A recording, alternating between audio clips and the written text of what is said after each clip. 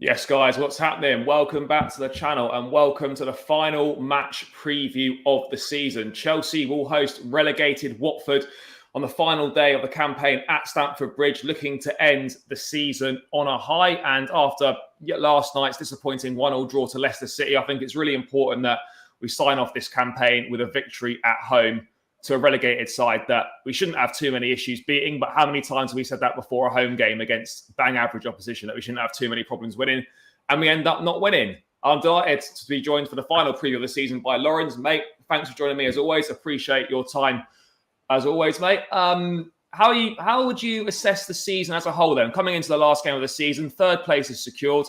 Obviously, we made both domestic cup finals, and we actually are going to end up playing 63 out of a possible 66 games that were available to us. So you look at it like that and you think that's not bad. But then I guess the disappointment of losing both cup finals, we've had the ownership issue, you've had the Lukaku interview, you've had a lot of injury issues, COVID problems.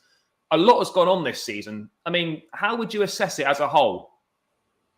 I mean, firstly, thanks for having me. It's super depressing to say and to hear like last preview of the season. Like there's nothing on in the summer either. Like from Sunday. That's going to be it until August. Okay, some preseason games. But I'm going to be rolling that depression, man. I can't hack it. Every time we get to a summer without anything going on, I'm like, oh, no, not again. But yeah, as for the season, it's a weird one, really. Because on the one hand, I'm thinking, like, it just weren't good enough. Like, from top to bottom, really. And I mean, almost all players with that. I mean, it's part of the season, Thomas Tuchel with that. Obviously, the higher-ups will get into Antonio Rudiger stuff later. But at the same time, with everything that has happened and how unfortunate we got with big injuries to big players, and then even the ones that didn't have big injuries, there were constant injuries, especially in midfield, like Jorginho, Kovacic, Kante. Jorginho, the least of the lot, but even then, even he was constantly injured, partly playing through injuries with back issues and all sorts of things going on. So if you consider that, especially with sanctions, everything, it's maybe not that bad. But we went into the season as just having won the Champions League. We added a £100 million striker to that, and we were all of the belief in a way that was the missing piece to our puzzle. And when you look at it that way, it certainly weren't a good season, was it? Now, I'm not sure if you saw that stat, but as of right now, of course, we still have a game to go, so it could become more, it could become less. But as of right now, with the exact same gap to Manchester City as we did at the end of last season. And that's by having been ninth and sacking a manager halfway through. And in the end, we still have the same distance. So, not great. But, hey, sometimes we need to just, I don't know, I swing around from being super annoyed like last night, and then I swing around to being a bit more understanding of where I'm like, okay, it is what it is, done and dusted. Let's make sure we have a good summer and go again next season, see what we can do. But at the same time, I just got home earlier, and I was thinking, the depressing thing is that with how much we need to change in the squad, like how many players are leaving, which we don't even make money for, and just in general, how much we need to add to the squad, the likelihood of us realistically challenging City and Liverpool next season, in my opinion, are not that big. The season after, maybe we can talk, but next season is a tough one. And to have that thought going into the season already makes the season a lot less interesting. And this season hasn't even started, let alone it hasn't even finished. Let alone that we have next season. I'm already like, oh, it's got to be a bit annoying because the best I'm probably going to hope for at the start of the season is third. And I don't want to be hoping for third. Do you know what I mean? Yeah, mate, I get you. I mean, I said last night after the game itself that already, like, not to be negative, but there's no way we challenge for the title next season. There just isn't. City have added Haaland. Liverpool will add more players again. Their existing crop will get better, you would imagine. Even if the performance levels of those top two teams drop, we're still 20 points off the pace. They won't be 20 points worse next season, and I don't think we'll be 20 points better. So the gap is going to kind of remain the same. I think realistically, like you look at the squad this season, down a little bit. Hopefully, but ultimately, it doesn't really make much difference, does it? Whether you lose by 1 point or 20, you still haven't won. So, you know, I mean, I get it. You want to close the gap because it looks like you've improved, but realistically, your position remains the same. Yeah. But I think the only minor advantage we have on that is that obviously we're both into F1, and we know like once a car is already very good, it's more difficult to make it better. Yeah. While a bad car is much easier to make better because like you have a higher ceiling. remaining, if you will. And while, like someone said in the chat here, we're City signing Haaland with 5 steps behind them. But are we? Because City already basically win every game anyway. So how much better can they get by having Haaland? Win 1 or 2 more games? That doesn't really make much of a difference in terms of how much we have to close in on them, really. Like, they will be a bigger threat and maybe they'll find it a bit easier. But in terms of points tally to chase, it probably won't change much, if at all. No, I agree, mate. And I think, the Champions League win last season kind of covered over a lot of cracks of the issues at Chelsea. We win that. Our last 10 years. Yeah, every random trophy just papering over some crack. I mean, we win that, and it's great, all that. And I look back to last summer, and all right, it's easy to say now that the season's concluded, but it was an awful window. It was shocking. Like all we did, we spent £100 million on a centre forward, but we massively neglected other areas of the squad that needed improving. I mean, I sat here at the start of the season and was like, oh, mate, this squad's unbelievable. But actually, as the season's panned out, it's not. It really isn't. Too many players have massively underdelivered. Too many players don't want to be there. Too many players aren't good enough to be at the club. And there's positions which are massively overstocked, and there's positions that are massively understocked. So actually, I mean, it's easy to say in hindsight, but the squad was not as good as I think a lot of us thought it was at the start of the season. No, and I include myself in that as well. Yeah, exactly. Like, I mean, at the same time, when you think if the way we lost Chilwell and Reece also for a large chunk of the season, if that happened to Liverpool and they lost Robertson and Trent, they wouldn't be the same team either, to be fair. No. And we obviously got a bit unlucky that it's those two that it hit. Obviously, with Reece, there's a bit of a record with that because his injury record isn't exactly brilliant. But obviously, the Chile one is pure just getting unlucky, right? And had Chile not gotten injured, everything would have been a bit different because is Alonso anywhere near good enough to be our starting left wing back? No, we're all aware of that. But is he the worst backup left wing back if he plays 1 in 5, 1 in 7? Probably not. Like, he's still bad, but do you know what I mean? As a backup, there's certainly bigger issues. But because Chile obviously was out since November, that made it a huge issue. And obviously the attack is a problem in and of itself. I mean, Mount had some good spells, but that's it. I mean, Lukaku at the start of the season. But otherwise, and maybe Havertz in March was good. But otherwise, all of these attackers, like Ziyech had maybe a couple of good games here and there. Pulisic had a couple of good games here and there. But that was the extent of it. And if your forwards have a couple of good games here and there, you're not going to do shit, like, if we're honest with ourselves. And like I said, in midfield, we had all the injuries. In defence, everybody's leaving. I mean, we really just should have signed that Koundé last season. Like, I'm still not 100% sure why it broke down in the end, but would have made things so much easier, like, as a club, because it's all well and good saying, yeah, we can still sign him now. But then he would have been here for a year. Yeah. And next season would be very different with him having experience, well, number 1, the Premier League, number 2, the club. Would be a very different situation to him being a new signing. And us adding 2 or 3 other signings in that back 5, if you want to call it that, into it. Do you know what I mean? Like, it's not just going to happen from one day to tomorrow. The amount of misunderstandings and teethering problems we're probably going to have just because we need to sign so many players that will probably and hopefully in the end, if we sign good enough players, all start. It's not going to happen from one day to another. It's just, I don't think the players and the numbers of players we have isn't good enough. I just think the players that we needed to step up didn't. And then we had injuries in the worst areas, if that makes sense. Yeah. I think, back to that Koundé point, I just think it goes to show that Chelsea's short-term approach to everything, short-term approach to managers, short-term approach to transfers is like it's all come home at once and it's caught up with us, and it's not sustainable to continue operating like that.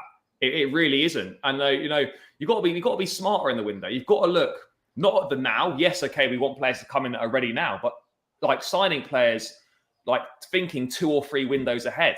That's what we need to do. A classic example, as you just reeled off, mate. Koundé should come in last season. He might not play. He would have ended up playing a lot of minutes due to injuries and stuff. And then with players leaving, he's already experienced a season at the club. And you're not starting on the back foot with virtually a whole new back line. It's those kind of things that have got to change. But I mean, Tuchel himself was saying in his in the presser today, he had some quotes on his view on the season. I'll just bring them up now. But where is it? That's it there. He was saying that, maybe it's at the very top of the list of challenging seasons that we've had. In that moment, you adapt to that situation, you try and adapt and you try to find solutions, and it's always challenging. And then it said it could be from results, from the atmosphere in the dressing room, from crazy things like sanctions, which nobody could predict or ever think of. It was very challenging, but at the same time, it was also demanding, but a lot of fun. It is a pure pleasure to be in the middle of it and still have the chance to guide the team and to be a part of it. He refers to atmosphere in the dressing room. Do you think, I think it's hard to ignore the fact that probably at times this season, the atmosphere in the dressing room has not been good from the Lukaku situation, from players, that don't want to be at the club, obviously still having to play a part in the season. How much do you think the dressing room atmosphere is affected this season? Or do you just think, it's part of professional sport that these things happen, we just have to get on with it? I think it's clear that not all's been well in that dressing room through large parts of this season. It's a weird one hearing that or him saying it like that, because he's always like, when he's not really just recently annoyed by a result, he always has a very positive outlook on things and doesn't go into too much negative detail or anything unless he's really, forced to answer exactly like on that kind of topic, if that makes sense. I'm always a bit hesitant when I see just simple quotes, and I haven't even seen him say it, let alone have I had the question. So it's a bit, I don't want to turn this into, he's factually saying the dressing room has been all over the shop. But obviously with the Lukaku stuff, it wouldn't surprise you. And then I'm sure it's been topped off by when it was confirmed that Rudiger was leaving. Like, those things probably don't help. And, Lukaku has his friends in the club, and I'm not saying that they're against anybody else, but obviously he gets on really well with Ziyech, gets on really well with Rudiger, probably with Kante as well to some extent, and I'm sure there's others. And then you have the opposite side of the camp. You have probably people missing, well, if only we had Chile, we'd be so much better. If only we had Reece, we'd be so much better. But I honestly don't know what to make of that, and the whole dressing room thing. The whole dressing room thing is partly why we need a massive clear out. But the problem is, as fans, we don't 1,000,000% always know who the culprits are. Like, it's easy for us to say, it's probably Alonso after he had issues with Lampard, and now recently the issues with Thomas Tuchel. But we don't know how many of those we need to get rid of, and if that would actually solve the problem. So again, I'm not really sure what to make of it, and not really sure how you fix it either, if I'm honest. Yeah, no, it's a difficult one to fix. It is. But moving on to, players that are leaving, obviously last day of the season, it might be quite an emotional day at the Bridge, because there's a lot of players who, it definitely is their last game for Chelsea. And there's also another number of players that it most likely is going to be their last game. So it's going to be the last time that we see a lot of these players at the club. And we're going to start with Antonio Rudiger. And now he's come out today speaking the Players' Tribunal. He's kind of released sort of a farewell statement. And he had some quite interesting things to say, actually. And the most interesting one, I guess, from it is, we spoke about it in the group chat earlier on. But he was basically saying, Rudiger saying that his contract negotiations has already started to get difficult last fall. So that must be autumn. Business is business. But when you don't hear any news from the club from August to January, the situation becomes complicated. After the first offer, there was a long gap of just nothing. Now, there's no reason for him to come out and lie. It's the end of the season. He's got a good rapport with the fans. He's given 100% every time he steps on the pitch, despite the fact that he's leaving. What do you make of that? And does that change your views from when the news first came out that he was leaving to now? Now, from when it first came out, no. Well, maybe. But the bigger one in my head is when the whole turning down the 230k offer. And that is kind of the main thing that I will keep in my head. And maybe it does, but that's the problem, because I want to back him on this in a way. But at the same time, I'm a Chelsea fan. He's the one leaving. So what benefit do I have in backing him against the people that are staying, right? My only perspective, and what I will say to this, is that's his side of the story. And I'm not saying he's lying in the sense that he's saying there was no contact. But how do we know there was no reason? The report was always that his wage demands, or all of his demands, were kind of ridiculous compared to what Chelsea offered him. if you're Chelsea in that perspective, do you then immediately go like, oh, sorry, Tony, we gave you such a bad offer. Of course we'll improve it. You know what I mean? Like that's dreadful negotiating if you do that. So obviously, if you're very far off each other in terms of agreements of numbers, whether it's wages, sign-on fee, agent fee, and everything else, if you're far off each other there's no point negotiating again next week, or even 2 weeks later, or a month later maybe. But I can see from Chelsea's perspective where they're like, well, let him wait for a bit. He might demand that now, just won the Champions League and everything, but let him see what other clubs offer. And also, to me, is just part of negotiations. Of course, because the sanctions hit, was an absolute stinker by the club. But they could have seen that coming. So, and without those sanctions, no one would have a problem with those 5 months not having any contact. I know what he says, and then things get complicated, and he needs to look after himself when he has like his future not secured. And I understand that. I get it. But yeah, I don't know. It's a difficult one because he obviously he's not just that. He goes on to say that how much that he loves Thomas Tuchel. He was there. He goes and say he was there for me when I was on the floor. He gave me the chance. He believed in me. I tried everything to deliver for him, for myself, for the team. We don't meet for coffees or something, but it's just a good professional relationship. I will always have this in my mind. So when you hear him talk about the manager like that, and obviously, Tuchel would have fully wanted him to stay.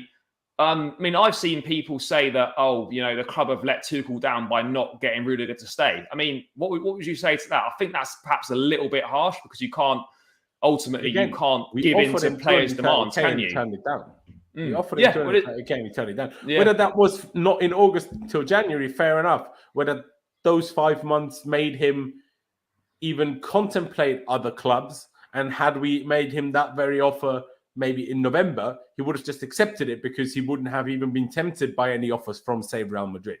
So in that sense, you can certainly look at it. But it's obviously Rudiger, it's not being stupid about it. I'm not having a go at him by any means. But obviously, he knows only to mention the no contact from August to January. He's not said a word about the fact that he, turned down the £230,000 a week offer when apparently his demands were 200K. So we, again, only apparently, but he didn't lift the lid on anything of that. He just mentioned there was no contact. Okay, fair enough. But there's a lot more to this and a lot more to blame than them not talking to him for 5 months. Also, what happened in those 5 months? Did he go to the club, say, come on, guys, I really want to stay. Let's find a solution with these differences that we have in our contract ideas. Did he try that and there was nothing? Or was he sat there saying, your offer was ridiculous, I want my demands met, and that's what he was waiting for 5 months? Because that's, again, very different. So that's why I hate it. And, I love Pice as a guy, but, the way he reacted, I was like, bro, it's not like every time you read the words, it's like, this is it, and this is the fact, and everything else is irrelevant, especially if it's against Marina. But if something is pro-Marina, saying, it's reports, you never know. So, yeah, no, but I know what you mean. He's got he could, last thing on this, mate. He concludes by saying, I'm 29 and I decided to experience something new. Most important was to give.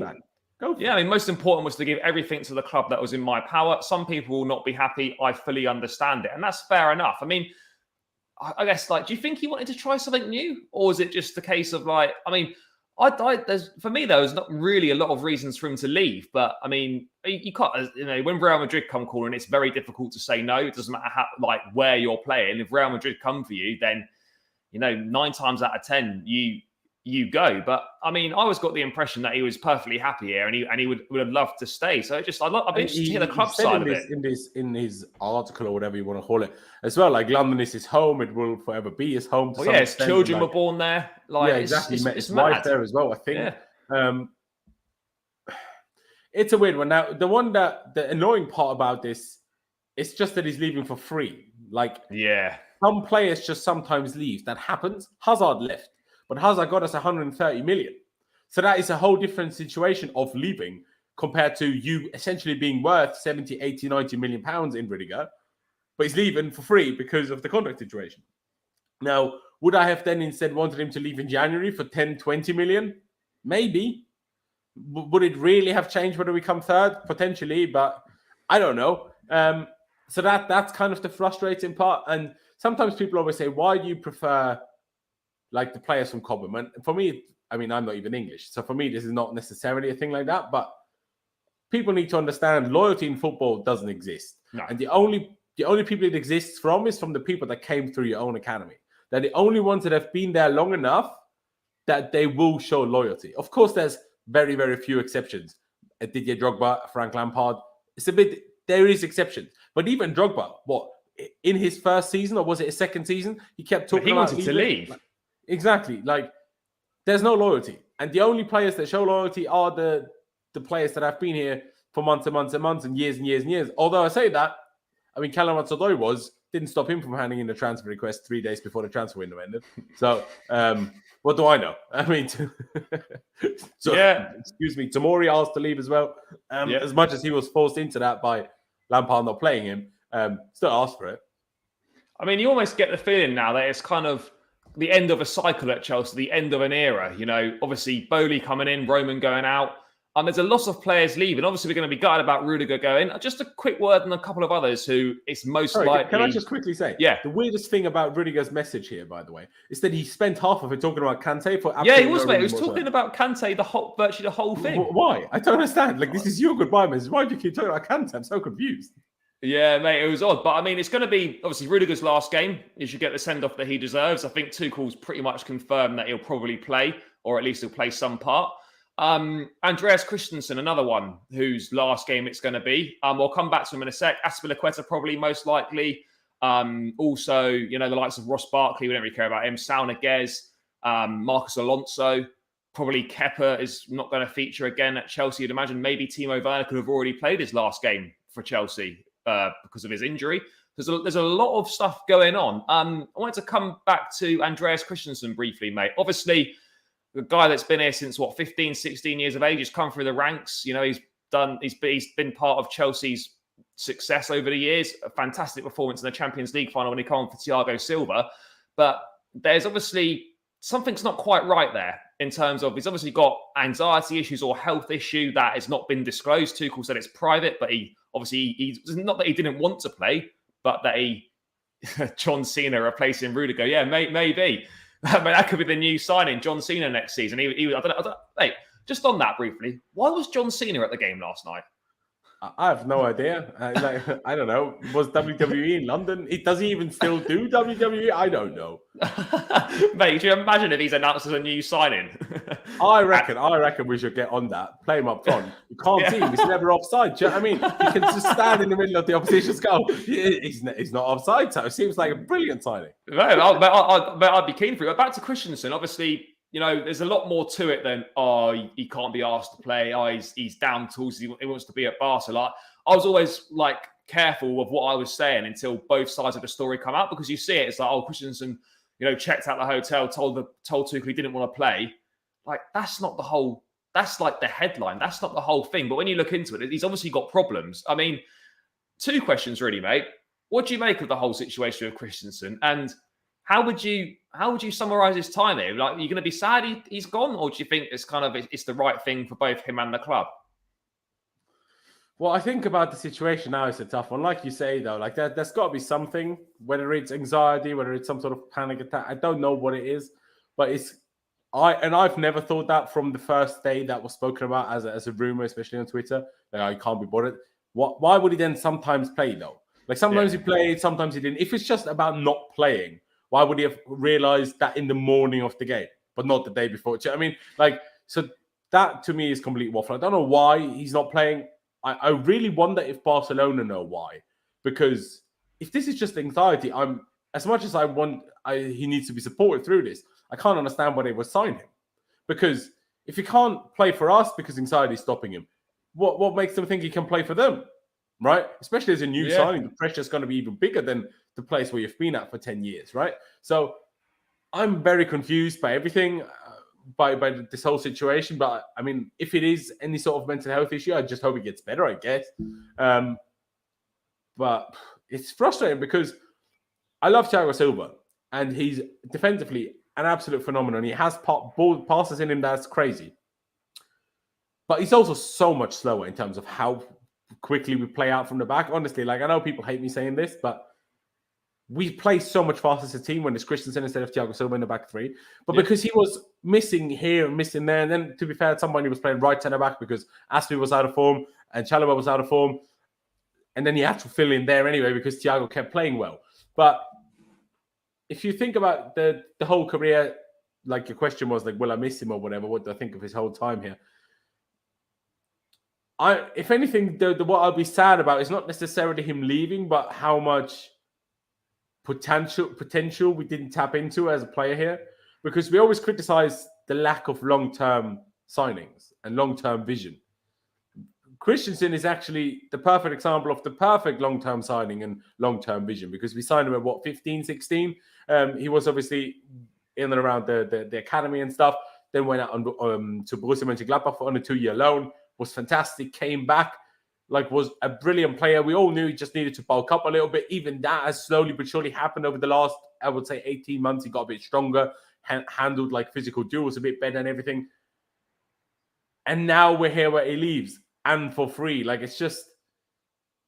It's unfortunate, but at the same time, if his mental health issues stop him from playing anyway, most of the time, then we're not really losing much of a player, if we're honest. As much as that's hard to say, it's true.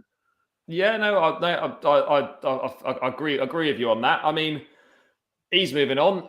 I mean, another 2 players. I mean, do you think on Aspie, I won't go for everyone, obviously, but on Aspie, the options there to renew. He's obviously got the 2+1 at Barcelona as well. For me, I feel it's the end of the cycle and it's time for him to move on. I know we're losing a lot of experience in the back line. We don't want to lose another player. But for me, I just think at this level, I'm not saying Barcelona is a worse level than Chelsea, but I think at the top level for me, I think he's probably a bit past it for Chelsea now. I just don't see the value in keeping him around if we're not going to use him, to be honest. And I think this is probably best for him that this is his last game and that he gets the send-off that he deserves. I mean, where do you stand on it? And do you think, because Chelsea's not been great with giving players send-offs over the years, if we're being perfectly honest, if this ends up being his last game, then he needs a proper send-off from the club, doesn't he? He does. It's a weird one. The fact when Tuchel said this in the Bonn press conference where he was talking about how Aspie kind of feels it's the end of the cycle. And while I get that, I really don't like the fact that he thought of that, decided that in the middle of the season. What's that attitude? I'm so confused by that in the first place. Now, I struggle with this because we're losing Rudiger, right? We're losing Christensen.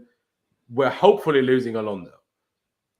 So that's already 3 guaranteed gone. If you add Christensen to that, that's 4 gone.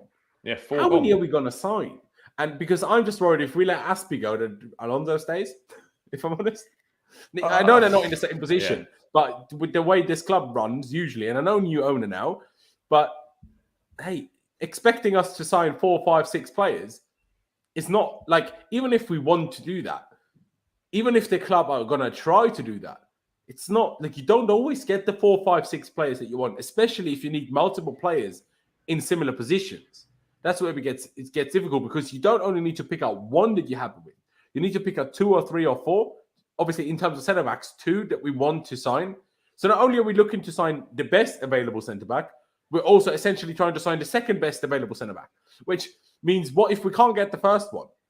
Okay, then we need to go to the second one. But what if we can't get either of those? Then we're signing the third and the fourth best, the fourth and the fifth best. The more you need to sign in the same position, the more difficult everything becomes.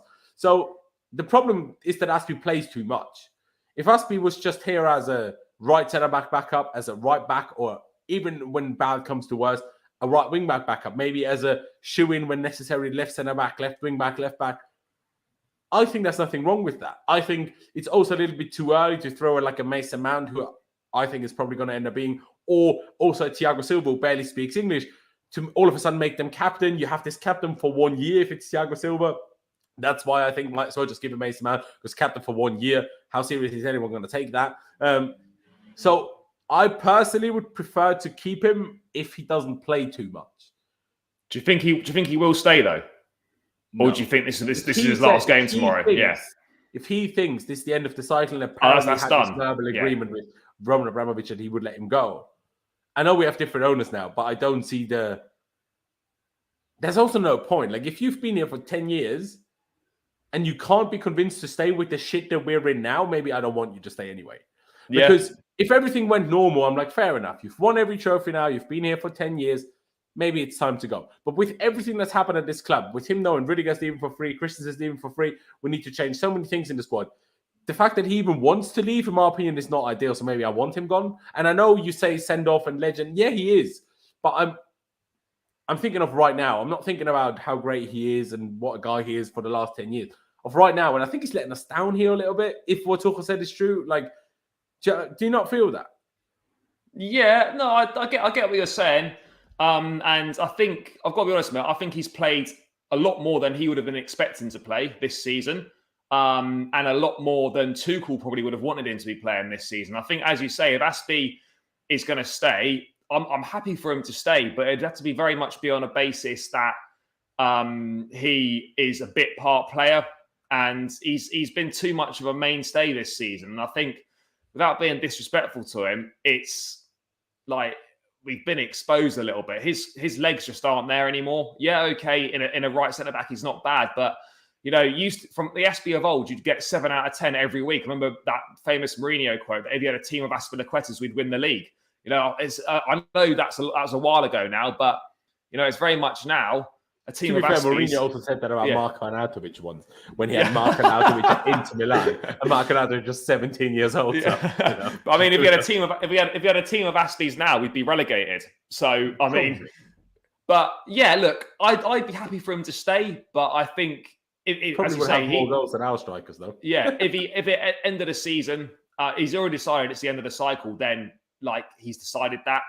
So for me, I think he's been fantastic for the club. He's not good enough to convince his mind on that. Do you know what I mean? No. Like Rudiger, if he decided it's the end of his cycle or whatever, try to convince him otherwise. Yeah, he's not. That might not be worth it, if that makes sense. Yeah, no, 100%, mate. Moving on from that, just Jorginho's agent has been speaking again. Quotes come out about half hour ago. He's always got a lot to say for himself. I'll go through a couple of them. He's speaking to One Station Radio. I'm not sure what outlet that is, but he said at the moment, however, Chelsea cannot operate in the market due to the issues arising from the sale. So we will meet again with the club to discuss it. He still has a year of his contract left with Chelsea. The renewal is the priority. Obviously, a profile like Georgie's would help many teams, even in Italy. First comes the Chelsea situation because his priority is the renewal. And he goes on to say, without forgetting that he's also European champion, and the year before he won the Champions League. Juventus, their executives didn't call me, certainly because they know that at Chelsea, nothing can be done without a license. He has spent 6 or 7 years trying to get Pogba. Yeah, I mean, I know he's on the free, but still. Yeah, and Jorginho has spent 6 or 7 years of high-level football. He also plays in the Premier League, which is certainly a more important championship than the Italian one. What do you make of those quotes then, mate? Obviously, his agent saying that the renewal with Chelsea is the priority. We've got Kante and Jorginho both out of contract at the end of next season. The profile, their age is, 30 plus now? And with Tuchel's comments about Kante after the game last night, you'd expect Kante to be offered a new deal. I've said many times that I would not renew both players purely because of the age. It has to be on vastly reduced terms for either one if they were to be renewed. What do you make of the news that apparently it's Jorginho's priority to renew with the club? It's a weird one. It depends on what kind of renewal we're talking about. If we're talking about like a 1-year extension, yeah, go on then. At 2 years extension, maybe even then gone then because we can sell him next summer. Now, I've thought of one thing. Number one, obviously we need to replace so much, and Koundé is not going to be cheap. Koulibaly, if that's who we're going to go for, it's not going to be cheap. We need someone on the left. If Alonso goes, we need someone on the right, ideally, to be back up to Reece. Who knows what we're going to do in the forward areas? Obviously depends on who leaves. But even in midfield, say we sign one of Rice or Tchouaméni. Say we do that and we finally get the guy we've always been craving for. Now, that's all well and good. But if what happened to Chilwell this season happens to them next season, we're in a similar situation. Yeah. And now imagine the similar situation, but without Jorginho. Like, we'd be way worse off. Do you know what I mean? Like, Jorginho is not a proper DM and he struggles with it as well. but he's the only one even remotely close to playing as a DM. It's like, so if whoever we sign is out, we have no backup again. Maybe we'll keep Gilmore, but are you realistically, are we going to keep him? I've got to be honest, he's looking not to good be loaned enough. to I'm Rangers. sorry. Yeah, he's not good enough. It's a weird one, like, because I remember the Lampard and Jody Morris said once that every single training session, Billy Gilmore was by far the best player. I'm like, when I hear that, I'm like, there's got to be something there. But then how can it's it go not so about long training, is it? I didn't watch Norwich that regularly, so I couldn't tell you. But I don't know. But even then, he might be a great player. I still don't see him as a single six. Man, the guy's like 5'4" and as skinny as Jorginho, but doesn't have the experience of Jorginho. Yeah, I get what you're saying, mate. But I mean, just on him and Kante, would you? I know obviously it depends on the type of renewal. Obviously, Chelsea generally only offer 1 year rolling extensions when you get over 30. There have been a couple of exceptions. I think David Luiz might have got a 2 year deal when he was over 30. That kind of broke the mold. Look how that ended up. So I'm not sure if we're going to do that again. that sort of broke the mold on that. But I mean, if it were to be a 1 year extension for Jorginho, you'd imagine it could be multi-year for Kante potentially. Would you renew both? Kante's older than Jorginho, isn't he? Yeah, maybe by a year or so. Yeah, I think a year. Would you renew both? Like, it doesn't matter what the terms of the renewal are. If it's like 1 year or if it's maybe multi-year, would you look at renewing both, or do you think actually we need to sell one in the summer because we've got Gallagher coming back? We want to sign a midfielder anyway. It's going to be very overpopulated in that area, and I don't think we want to have another situation. Yeah, I don't think we want to have another situation where we lose two players that could be worth 80, 90 million pounds between them, and we lose both for nothing again. We don't want that. I mean, what would you personally do? Would you keep them both this summer? See, now, losing the likes of Rudiger and Christensen wouldn't be a problem if they weren't starters anymore. Yeah. See, if obviously Rudiger is so good that it's a bit different, but that's why Christensen losing hurts less because it's kind of the backup anyway, right? If we'd have the players in to compensate it, or we just have to replace them one, and that's fine. Now, if we turn Jorginho and Kante into not regular starters during next season, and then they leave on a free, is annoying, but at the same time, that happens with players over 30. Over 30, I'm a little bit less concerned with that because how much we really get. The Italian clubs couldn't afford much anyway. So even at the best of times, we're probably not going to miss out on more than 20, 30 million on Jorginho with 1 year left on a contract. And Kante, who knows? Now, for me personally, and I know people hate this opinion of mine, I would rather let go of Kante than Jorginho. Yeah. Not because I think Jorginho is better than Kante, but because I think we have more players in the position of Kante. So we're much better equipped to compensate Kante leaving than we are to compensate Jorginho leaving. Like I just said, even if we sign Tchouaméni or Rice, we still need a backup to them. And what better than Jorginho, right? In my head, for 1 season. And then next season, Jorginho can leave and we can sign a replacement backup. But we can't sign the first choice DM and the second choice DM all in the same window. That won't happen, right?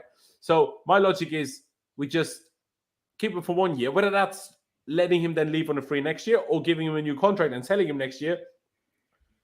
I'm not sure if I'm that bothered, if I'm honest, because the one advantage you have sometimes, I know it bites in the arse with Rudiger and Christensen now, but we've also had the problem where we can't get rid of players that we wanted to get rid of. So giving them another contract, then maybe we're going to next summer, all of us want to sell Jorginho, so Jorginho wants to leave, but no one in Italy can afford him. And then what? So there is always pros and cons to running out of contracts. It's like, it's a good thing when you want to get rid of them. Like, we're all happy that Barclays and Drinkwater's contracts are running out. But we're got that Rudiger's is. Do you know what I mean? Like, that's something that needs to be considered. Like I say, Tuchel's comments yesterday about Kante, to me, mate, I thought that was a bit wide of the mark. Yeah. Mental. Like, he's nowhere near as important as he used to be. Don't get me wrong, he can still like turn up in a big game and do decent for a one-off performance, but those consistency levels are gone. I'm not really quite sure what Tuchel was getting at when he was saying that. Me neither. I was a little bit confused. It was interesting, but yeah, I mean, it'll be interesting. Again, it'll be interesting to see what happens with these two this summer because again, there's big decisions that need to be made there. But I mean, mate, back to the game itself. Then last game of the season, Tuchel himself saying that he's going to use it as an opportunity to give players that haven't played much the opportunity to play. Would you like to see, the likes of Harvey Vale potentially get given a go, Soonsup Bell, and others, Javier Simons maybe that featured in the Cup? I think there's Jay Wareham or Charlie Wareham. I can't remember what his first name is. Lewis Hall, for example. Lewis Hall as well. Do you expect these guys to be given a go over the likes of Saul, Barkley, Malang Sarr, etc.? Do you think there's a possibility of that happening? They better. I was already fuming yesterday. How did I see Kennedy and Saul and Barkley on the bench? Kennedy could play tomorrow. He could. Sunday, but yeah, he could. Sunday. God. Sorry, yeah. I don't. It's my God. I'll be like I say. I was already triggered yesterday by that. If it was going to do it again, watch him. Yeah, the players that haven't played so much. Watch Barkley and Saul and Kennedy and flipping. Ziyech played in the last game anyway. Yeah. But these not play. Aspie. I mean, Aspie, fair enough if he's not. But yeah. Excuse me. But yeah, I hope so. I want them to start, not 5 of them, but 2 or 3 of them. Lewis Hall, Harvey Vale, maybe Soonsup Bell. These kind of players, I want them to be, given a shot, essentially. Because what else do you use these games for? Otherwise, it's basically a pre-season game, essentially, right? Yeah. So what's the point of playing players that we don't want here next season? So play players that we want here next season and see if like a Harvey Vale or a Lewis Hall is either good enough to stay in the squad, or we make a bit of a basic judgment of that where we want to send them on loan to, if they're already that, because obviously they're all very young who we're talking about, so maybe it's a little bit early for the big loan moves already. But yeah, I definitely want them to feature. I want no Rudiger to be seen. I want no Christensen to be seen. I want no Alonso to be seen. I want no Lukaku to be seen. If I'm honest, I want no. Do you know what I mean? I don't want none of these. Yeah. I mean, essentially, this is very much will have the vibe of a pre-season game, really, because there's Watford are relegated, we're confirmed third, there's nothing on it. It'd be interesting to see what happens. I mean, mate, this lineup's going to be quite tricky, really, because unlike most games, all options are pretty much on the table for this. I mean, I've got it lined up as a standard back 3. I mean, do you think we're going to go with that? We could see back 4, maybe. I mean, I really don't know. I would hope for a 4, if I'm honest. Yeah. Just because, like I say, I don't want to see Rudiger. I don't want to see Christensen. And do we really need to play 37-year-old Thiago Silva in a game that has no relevance at all? So take him out of that too. That takes out 3 centre-backs. We don't have enough centre-backs now to play back 3. So that's why, in my head, if all these guys that I don't want playing actually don't play, we kind of have to play a 4. In my head. Yeah. Do you know what I mean? I'll tell you what, mate. Why not? Let's switch it to a 4. In goal, mate. Obviously, Mendy's been the number 1 this season. Kepa, in fairness to him, has done well when called upon. Do you think Kepa will get an opportunity tomorrow in what potentially could also be? I mean, we didn't even mention it. Could also be his last game for the club. I mean, Tuchel's quotes on Kepa earlier were just essentially saying it's down to him, really, which kind of indicates to me that.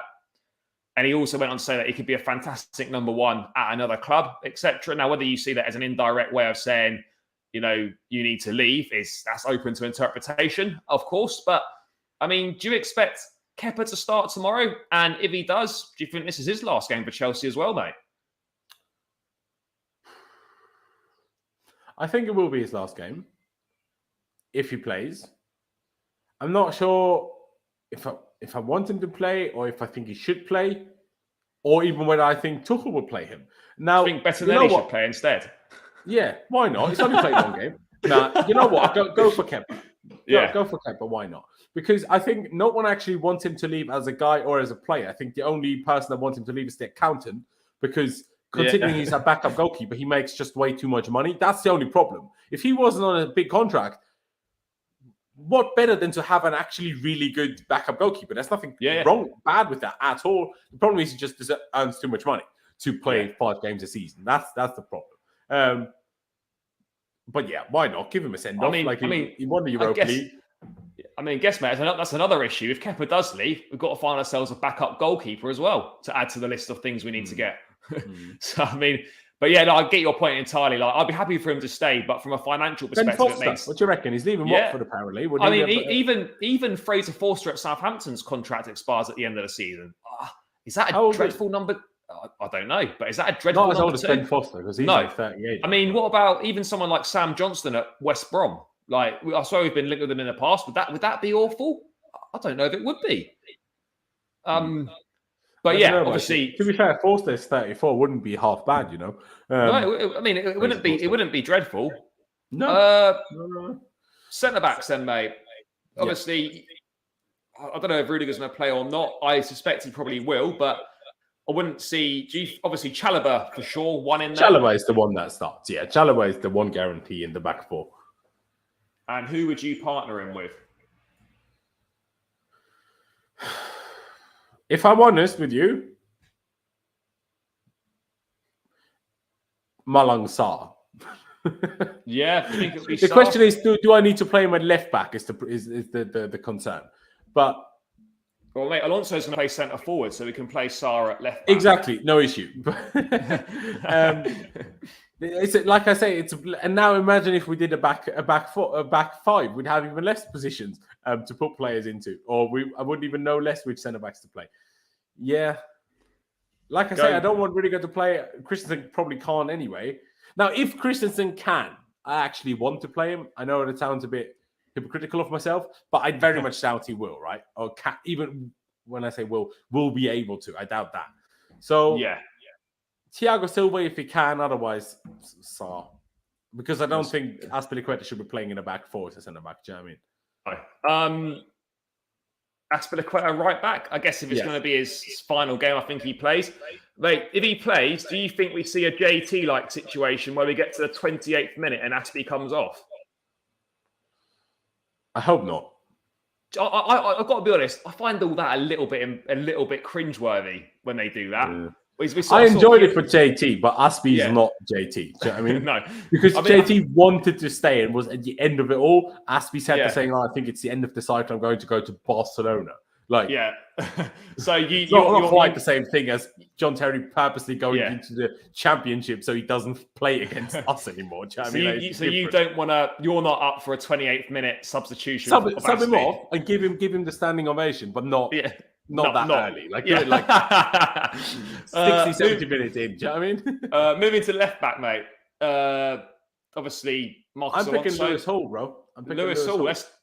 What did you make of Alonso's? I mean, I don't know if you've seen it, mate, but Alonso was basically saying, "Oh yeah, I'll be up for playing centre forward if the gaffer wants me to." The manager wants I'm there. Mate, don't get me wrong. I'd actually love to see it. I know it's taken a piss a little bit, but for all his deficiencies, he's actually good at putting the ball in. You know why it scares me though? If we actually did that, it scares me that he'd be good and we'd consider it. Mate, that's what scares me. Because I'm like, don't give Alonso any chances to stay at this club. Like, we cannot give him any hope. Mate, do you know what the bad thing is, right? Is that he would have scored that Pulisic chance last night. And he 1,000,000%. And he's actually better at finishing than I'd say all the attackers, bar, consistency. I'd say Lukaku is probably still the best finisher at the club, but I think, to be honest, mate, him yesterday took about half an hour to shoot. Yeah, but I think Alonso and Reece James, mate, after Lukaku, are the next best finishers at the club. I really do. I think those two are both better than the likes of Havertz, Ziyech, Werner at finishing. That's embarrassing for those forward players. It really is. But yeah, mate, I'd love to see Lewis Hall. I'm surprised that we've not seen more of him since he played that game against Plymouth. And he was really good. He was absolutely brilliant. How has he not played since? I don't understand. I really don't get it. But do you know what I mean? He played in the. I think he played in the back three in that game against Plymouth. So again, if we did go, but he's actually a centre mid, sometimes wing back, and all of a sudden we played him left centre back. So I'm like, okay, give him at least left back. It's a bit closer to his normal position. Yeah, well, this is it. I mean, I'll go with Lewis Hall. Midfield then, mate. We got options here. I mean, I don't like Ross Barkley at all, but fair play, he came on and stuck his penalty away in the shootout. No one's going to be sad to see him leave. Nope. Do you think there's a possibility for Ross Barkley to feature as one of the number 8s if we go with this system? I mean, I don't really want to see it. He might come on, Yeah. It's a small chance he comes on, but I really don't see him starting. Do we think Ruben and Saul as 2/8s?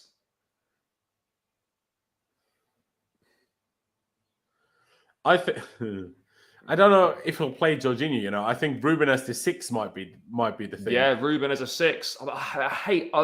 We discussed this so many times. Yeah, I don't like it either. I hate it when Ruben plays as a 6. Play there, but yeah. Let's put him in there. Who would you have ahead of him then? Obviously, Mount didn't play at all against Leicester Mount the other guaranteed. night. And then do we go Saul? Yeah. Let's do it. Let's go Mount and Saul. Well, I mean, I have no problem if Charlie Webster starts, but I haven't seen enough of him to really know what is his like. Is he more of an 8? Is he a 6? I don't know. Yeah, I'm not so sure. But I think Mount and Saul has got possibilities. I don't think Kante or Jorginho is worth. At the same playing. time, if Jorginho wants to stay, we can also do Jorginho as the 6 and then Ruben instead of Saul. Because do I really need to give Saul minutes? No. Are we going to miss him that much? No. But mate, I've barely seen him. Can't miss someone I haven't seen. Well, exactly, mate. Let's stick with that. Front 3 then. I don't know what Timo Werner's fitness is. If he had a hamstring issue and he missed the game last night, I doubt he's going to be all right to play on Sunday. I think he may well have played his last game for Chelsea. I thought Hakim Ziyech was our best attacker the other night. Mate, I'd like him to play again. Would you like to see more of him? Or not really? No, you don't sound so sure. No, it's just I think if Vale plays anywhere, it's probably there. Yeah. So I'm like, if I want let's stick Vale in then. Yeah, I'm not sure if he can play on the left. If he can play on the left, play Ziyech and Vale. Why not? Yeah, but if he can't, then I want to prioritize Vale over Ziyech. If that makes sense. Yeah. I think Ziyech can play left as well. Why not? Let's go with Vale and Ziyech. Although I think, let's go with that. And then centre forward, mate. We saw Kai Havertz, by the way, new haircut, absolutely shocking. To say the least, it's awful. He got a few minutes against Leicester. Do you think he'll lead the line instead of Lukaku? Or do you think we should actually have Soon Suk Bell up there? No, I reckon we should go with Kai. Yeah. Yeah. What Soon Suk Bell can come on, but... Yeah. Yeah. I mean, what have you made of Kai Havertz? Because this is coming up to the end of his second season now. He's given us some big moments. Obviously, Champions League, Club World Cup. Had a good patch in March where he was scoring a lot of goals. Was really good.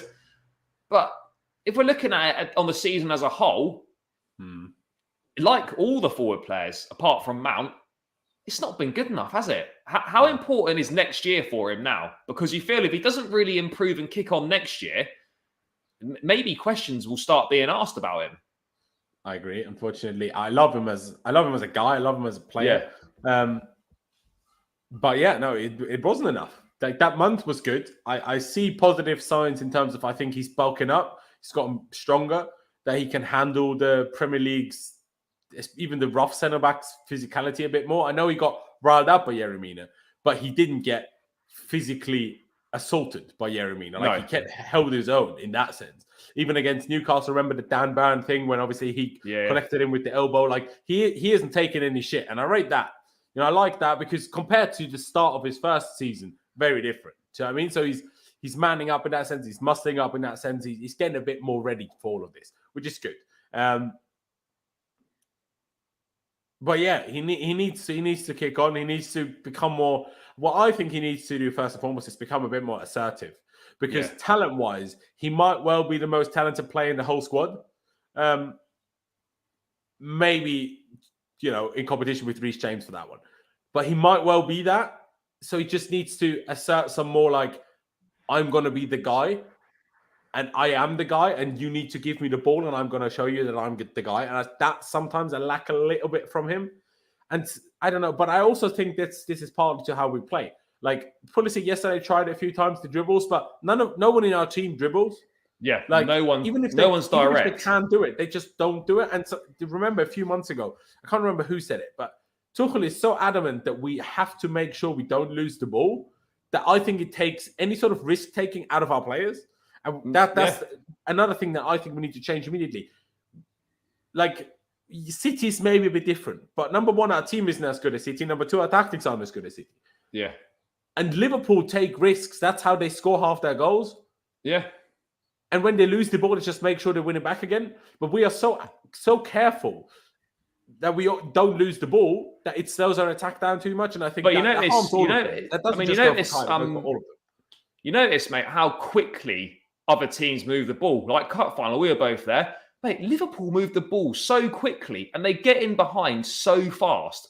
And yet, with us, it's very much, as you said, it's very much a case of rather than taking a risk, we'd rather hold on to the ball for too long, recycle and play it backwards rather than take a risk and maybe give it away. And I don't know where that mentality has come from. So rarely that when we do, we're not used to it, we can't handle it, or the pass is shit. Because obviously if you only attempt it twice a game, the likelihood of it coming off is smaller than if you tried 10 times. But then the one time last night, for example, two things on risk and just like trying to do something. No one, for me, in our team takes a shot like Maddison does. Like no one, they won't shoot from there. They'll play it backwards. They'll play it to the side. They'll try and play. The only one. Yeah, they wouldn't shoot. And yet the one time we actually won the ball high up the pitch and played between the lines, we actually scored.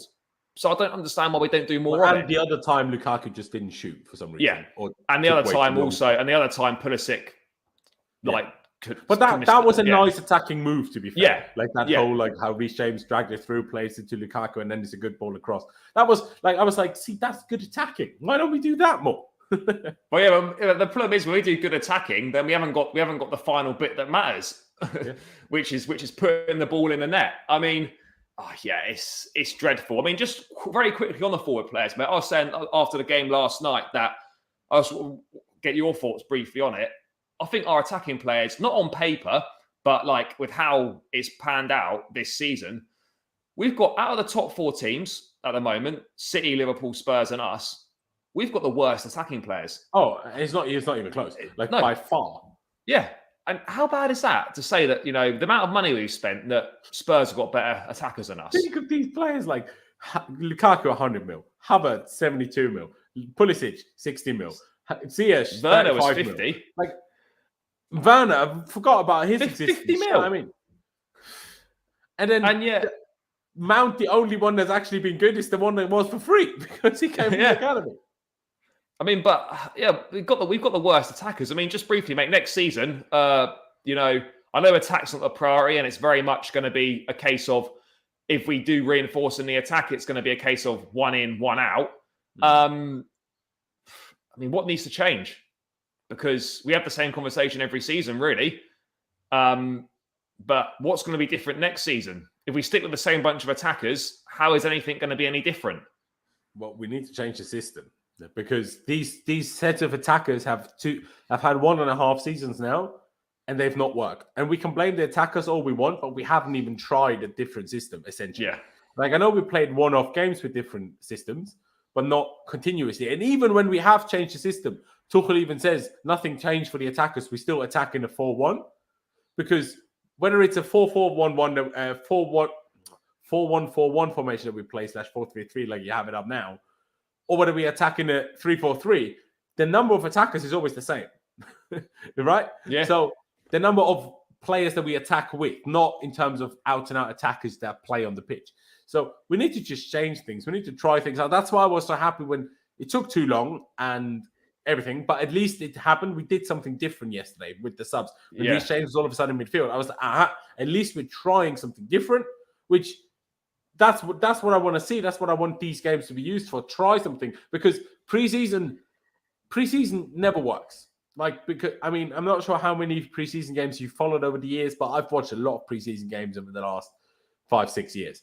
And anything that doesn't happen in the first half is useless anyway, because from the 55th minute, both teams are going to make 10 substitutions every 2 seconds. So nothing relevant happens in the second half of preseason games, because you can't look at tactics because it's constantly getting changed and interrupted, and it's pointless.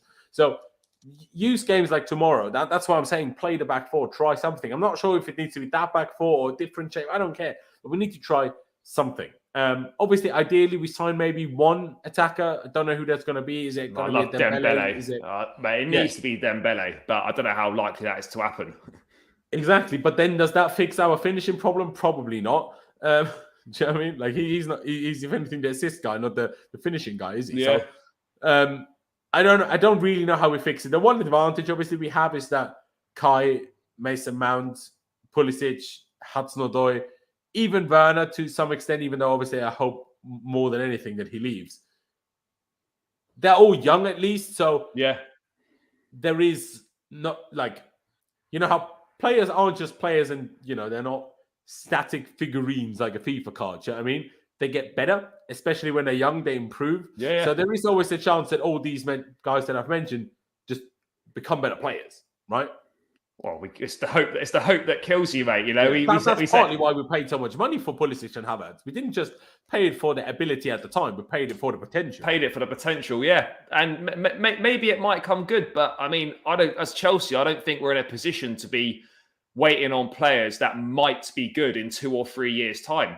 That it's okay to have a couple of them, but pretty much all of our attackers, might be good in a few years. That's not well. We wanted to change that and sign Lukaku, and then that didn't work either. Well, he might be good next year. Who knows? Well, he might, but he doesn't have the age. The age. No, he hasn't got the age on his side for sure. Mate, one last thing to finish off with then. Score prediction, last game of the season. I mean, home form's been awful. I mean, surely, even by our standards, worst home form in the top 7, we must be able to beat a relegated Watford side at the Bridge. I mean, I would never say never. I wouldn't rule it out for Chelsea not to win this game. But having said that, I think it should. I'm hoping it's to be a comfortable afternoon. I'm going to go with a 3-1. I think we probably will concede. Go 3-1. How are you seeing it? Well, if I'm honest, I'm seeing another 1-1 because that's just not what we play. Mate, so far we've played 17 home games this season, right? We've only won 8. We won less than half of our home games. I think that is so bad. We played 18 now. We've got 1 left. Last one Sunday. It's obviously 18 moved up from 17 last there you night go. to 18. So, sorry, 18. Yeah, and we've 18 now, We've only won 8. Man, like it's so mate, bad. Everton, we didn't lose at the Bridge for 4 years. No. Mate, Everton have won more home games than us this season. Shambles. Including against us, by the way. Yeah. Well, we always lose there anyway. Yeah, it is true. At least Lampard is up now, so at least the 3 points against us was worth something, I suppose. If they still got relegated after beating us, it would have been even more annoying. Do you know what I mean? So at least it was useful for something. You go with a 1-1 draw then? No, I'm not. But no. if my back of my mind is telling me, bro, exactly it's going to be a 1-1 because I'm just picking out. I'm just picturing it now. Who's going to miss a sitter tomorrow? Because someone's going to miss a sitter. You just have to wait and see who it is. Watch Tuchel for the man to play Alonso up top, but then him miss 3 sitters all of a sudden. Yeah. I'm so desperate for Alonso to start up top. I know. We should have just done it in our team. We should have just chucked him up top. We should have done it. But yeah, I'm going 3-1. You think a win? Yeah. I must say, you know what? It's because there's no pressure anymore and everyone's going to be having a right laugh. I must say 4-1. 4-1. That's a lot of goals for us by our standards, but let's hope it happens. We can have a bit of a party to team, end the when season. They actually play, don't give us goals, so we need to at least, envision them. Yeah, we can just imagine it's happening. That sounds like a good place to round out, guys. Make sure you follow Laurenz on Twitter and subscribe to his channel, mate. You hit the 14K the other day. Congrats on that. 15K by the end of the season. That might happen. Who knows? Make sure unlikely considering that Sunday, but maybe we extend it to the end of the season is whenever the internet, because first Champions League final, then I got women's Euros and you got women's Euros as well this summer, so maybe after that. There you go. Yeah. But yeah, guys, make sure you subscribe to his channel. Link in the description, so go and check that out. From myself, thanks for tuning in, guys. Really appreciate you getting involved in the chat. Smash a like on the video. Please do click that subscribe button. 500 subscribers could happen by the end of the season. Need another 30 odds. Get subscribed. 30 more subscribers or 35 or something. So it's picked up nicely. If we can get that would be fantastic. So please do click the subscribe button. But yeah, thanks for tuning in. Thanks for all your support this season. Really appreciated it a lot.